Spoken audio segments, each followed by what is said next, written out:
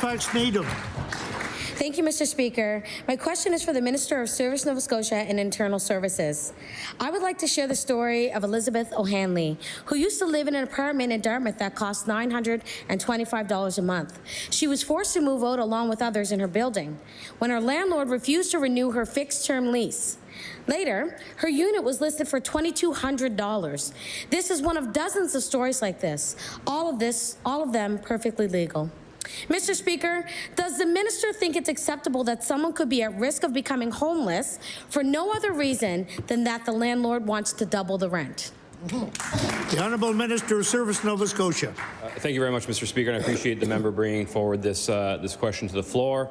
Again, Mr. Speaker, I want to emphasize that our government supports the intended use of fixed-term leases. What I've heard in the media last number of months is specifically regarding the unintended use of fixed-term leases, and that is concerning, Mr. Speaker.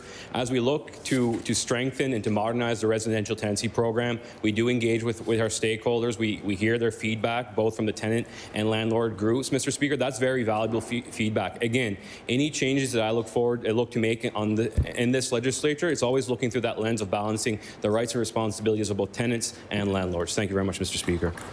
The Honourable Member for Halifax Needham. Thank you, Mr. Speaker. So I'm hearing that we should close that loophole. Mr. Speaker, Diana Devlin was leasing a two-bedroom, two-bathroom apartment from Peppermint Properties with her 92-year-old mother since 2018, when the landlord told them he would not be renewing their lease. Diana and her mother were paying $1,800 a month for their apartment. A few days ago, it was listed for $2,600. Diana and her mother are two of the many people facing this situation, all perfectly legal. Mr. Speaker, why is the minister continuing to allow fixed-term leases to be used this way?